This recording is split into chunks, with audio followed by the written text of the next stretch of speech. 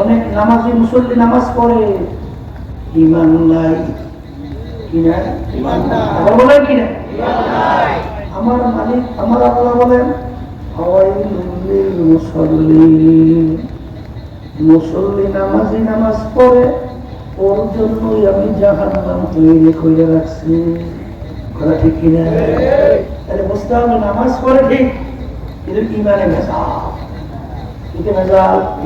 আবার বলেন, আবার বলেন, কিতে ভেজাল, কিতে ভেজাল, কিতে ভেজাল?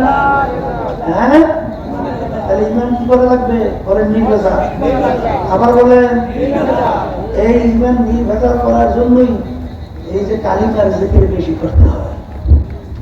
যখন লা বলে মাথা টান দিকে ঘুরায়, তখন কি বলে? নাই নাই নাই, রিজিক দেওয়ার মালিক কেউ নাই, আমাকে বাঁচানোর না মালিক কেউ নাই, আমাকে হায়াত দেওয়ার মালিক কেউ নাই, আমাকে মারবি না মালিক কেউ নাই, নাই নাই নাই, আল্লাহ বাদে কেউ মাবুদ নাই। हर तमन्ना दिल से रुखसत हो गए, अब तो आजाद, अब तो खिलवत आ गई।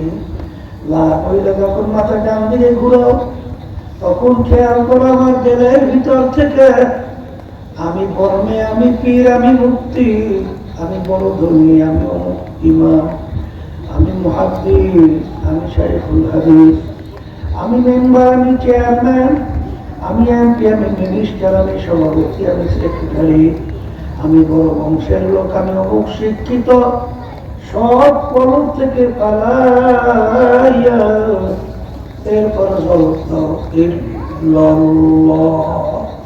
আল্লাহ বাদে কেউ মাবুদ নাই। এই আল্লাহর বান্দারা, এইভাবে লা ইলাহা ইল্লাল্লাহ থেকে বেশি বেশি করার মাধ্যমে ঈমান নির্ভেজাল হয়, ঈমান মজবুত হয়। কথা ঠিক কিনা? হ্যাঁ, মান ক্বালা লা ইলাহা ইল্লাল্লাহ দাখালাল জান্নাহ, মান ক্বালা লা ইলাহা ইল্লাল্লাহ হাক্কান দাখালাল জান্নাহ। লা ইলাহা ইল্লাল্লাহ হক যে আদায় করিয়া এই করতে পারবে, লা ইলাহা হক আদায় করে বলতে পারবে, সে বেহেশতে ঢুকে যাবে।